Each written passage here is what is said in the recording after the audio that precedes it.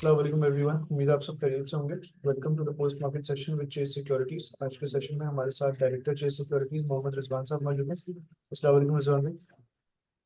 जी वालेकुम अस्सलाम शजील भाई। रिजवान भाई, आज मार्केट में हमने जो है वो काफ़ी सेलिंग प्रेशर देखा। ऑलमोस्ट 2500 पॉइंट्स से मार्केट ने जो है वो डिक्लाइन करा और 59,000 के लेवल के करीब आके जो है क्लोज करा। तो आज की मार्केट का कैसा रिव्यू देगी? एक्चुअली शजील साहब हुआ इस तरह से हुआ कि बाजार के अंदर जो है जो खबरों में तो कोई पॉजिटिव खबर नहीं थी। फिर कुछ डेवलपमेंट आई जिसको शायद थोड़ा सा लोग गलत तरह से इंटरप्रेट कर गए कि गवर्नमेंट और आईएमएफ के दरमियान एक एग्रीमेंट हुआ है जिसमें उन्होंने कहा है कि जितनी भी जो सेटलमेंट होगी, चाहे वो हुकूमती इदारों के लिए हो, चाहे वो ठगों से रिलेटेड हो, तो उसमें जो है नॉन कैश ट्रांजेक्शन नहीं होंगी, कैश ट्रांजेक्शन होंगी। तो उस पर मार्केट में जो है पीपीएल ओजी में हमने फर्दर प्रेशर आता हुआ देखा। और फिर उसके बाद वो प्रेशर पूरे बाजार में अक्रॉस द बोर्ड हर ज्यादातर कंट्रीब्यूशन फिर बैंक से और नेगेटिव कंट्रीब्यूशन बैंक और ऑयल एंड गैस की तरफ से हमने देखी। और फिर बाकी भी तमाम सेक्टर्स की भी मिला जुला रुझान मिली हुई। मतलब उसमें बाकी साइड सेक्टर ने भी उसी तरह से नेगेटिवली कंट्रीब्यूट किया। ओके। तो आज हमने फिर across the board he selling देखी। ऑयल एंड गैस सेक्टर में भी जो है वो उसमें भी हमें सेलिंग नजर आई, रिफाइनरीज में भी सेलिंग नजर आई।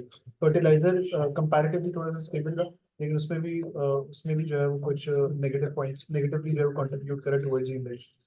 तो इनकी कोई स्पेसिफिक वजह थी या ओवरऑल? अच्छा, ओवरऑल मार्केट के गिरने की क्या वजह थी? देखिए ओवरऑल एक तो ये है कि एयर एंड की वजह से थोड़ा सा जो है ना लिक्विडिटी क्रंच है।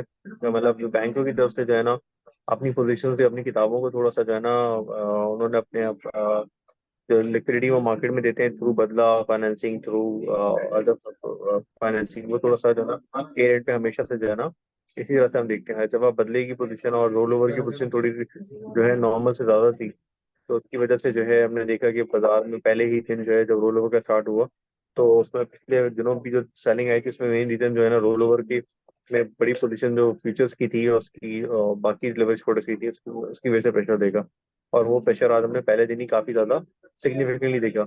आने वाले दिनों में जैसे जैसे ये रोल ओवर सॉर्ट आउट होता जाएगा, तो हमें इसका प्रेशर ईज होता हुआ दिखेगा। हो सकता है एक आध दिन और रोल ओवर, क्योंकि दिन आज सब कम है और जब आगे सबसे 3 दिन बाकी है रोल ओवर में, और आज देखना पड़ेगा कि कितना रोल ओवर जनवरी कॉन्ट्रैक्ट में शिफ्ट हो गया है। तो जैसे जैसे ये शिफ्टिंग स्मूथली हो जाएगी, उसके बाद जो है ना ये प्रेशर इस साइड साइड से तो ईज हो जाएगा। और हो सकता है आने वाले दिनों में मार्केट अगर यहाँ से 1000-1500 पॉइंट करेक्ट होके यहाँ पर कुछ फ्रेश लिक्विडिटी या नई पोजीशन जिन लोगों को लेना हो वो लोग वो मार्केट में आपको आते हुए दिखें। Alright। तो जैसे कि आपने रिजवान भाई जिक्र करा था कि लोगों ने गलत तरीके से इंटरप्रेट करा सर्कुलेटेड वाली खबर को, और ओजी पीपीएल ऑलमोस्ट जो है वो लोअर लॉक्स के जरिए जो है वो बन गई।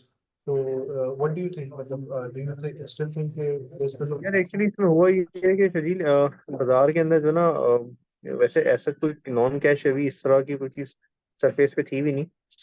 वो बाजार में जो होप थी जिसकी वजह से पीपल परफॉर्म कर रहा था, वो खबर ये थी कि एक बड़ी पेमेंट हुई थी 262 बिलियन रुपीज की। 262 बिलियन रुपीज की पेमेंट जो हुई थी आईपीपीस को और जेनको को, तो उसमें तकरीबन 60 रुपए से 65 रुपए, सॉरी 20 से 25 रुपए पर शेयर जो है पीपीएल को डिविडेंड आना था। तो उस डिविडेंड के चक्कर में ये परफॉर्म कर रहा था। अब इसमें उन्होंने वैसे भी डिविडेंड पेमेंट है वो कैश पे ही फॉल करती है, नॉन कैश पेमेंट की तो ऐसी कोई ट्रांजेक्शन ही नहीं। तो मेरा ख्याल है कि ना ही कोई भी इसकी कोई बात हो रही थी। तो अगर उसको आपने मना भी कर दिया तो उसका कोई खास इम्पैक्ट मुझे लगता नहीं है कि बाजार के ऊपर आना चाहिए था। पर बाजार एक बेरिश मोमेंटम में थी, वीक थी। तो इस खबर पे ओजी बीपीएल जो है नीचे के तालों तक काम हो गए, या वहां हमने काम होता हुआ देखा।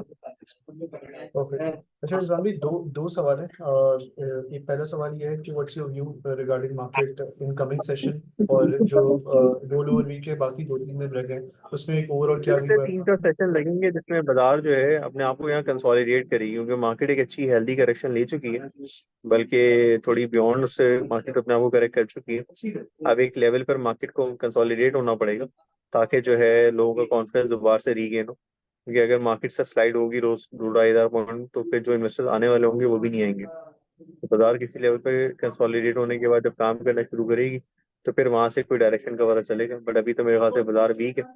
और उससे कल भी हमें जो है इसका फॉलोअप जो है आज 2500 पॉइंट का फॉलोअप हुई बाजार में स्टार्ट में शुरू में देखिए 800-900 पॉइंट, लेकिन जो लोग बाजार से बाहर थे और वेट कर रहे थे करेक्शन का, उनके लिए एक हेल्दी अपॉर्चुनिटी है कि अगर वो अपने लेवल्स पर चीज़ों को कल से एक्युमुलेट करना शुरू कर दें, हो सकता है उनको कल भी एक अपॉर्चुनिटी मिले, परसों भी मिले। बट अब मेरे ख्याल से बाजार में डाउन साइड बहुत ज़्यादा नहीं रह गई है।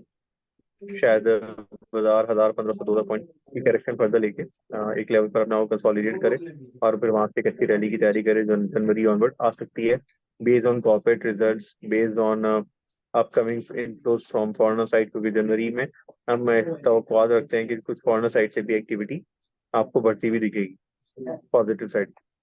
अच्छा जल्दी अपनी टॉपिक्स शेयर कर दिएगा जो आपको लगता है कि करंट लेवल्स के लिए जिन पर्टिकुलर शेयर्स को जो है वो एक्यूमुलेट करना चाहिए। आई गेस बाजार के अंदर जो है फर्टिलाइजर के अंदर जो कि आज गैस प्राइस की हाइक की बात है, उसके अंदर अगर प्राइस बढ़ती है तो उसके एंटिसिपेशन में जो है ऑब्वियसली माल बिकना शुरू हो जाएगा। तो मुझे लगता है ये कि ऑयल एंड गैस अच्छा करेक्ट हो गया, बैंक करेक्ट हो गया, तो पहला फोकस उस पर करना चाहिए और बाकी जो है थोड़ा फर्टिलाइजर और आईपीपीस को देखना चाहिए। सीमेंट में अभी वो बहुत ज्यादा मेजर करेक्शन नहीं है और ये क्वार्टर थोड़ा स्लो होता है, तो मेरा ख्याल है ये अच्छा टाइम है सीमेंट को और फर्दर डिप पे एक्यूमुलेट करने का, खासतौर पे मैपल लीफ सीमेंट जिसमें जो है बाइंग खड़ी हुई है। इसके अलावा कुछ और जैसे हम नेटवर्क, हमने थोड़ा अपने नाज़रीन को कहा था, हम नेटवर्क अच्छा करेक्ट हो चुका है, मेरे ख्याल से ये देखना चाहिए। बाकी सारे स्टॉक्स में फिलहाल अभी थोड़ा सा बॉटम का लगने का और थोड़ी और क्लैरिटी का वेट करना चाहिए। Thank you so much for participating in this session. Thank you Shajeel भाई। अल्लाह हाफ़िज़। आपका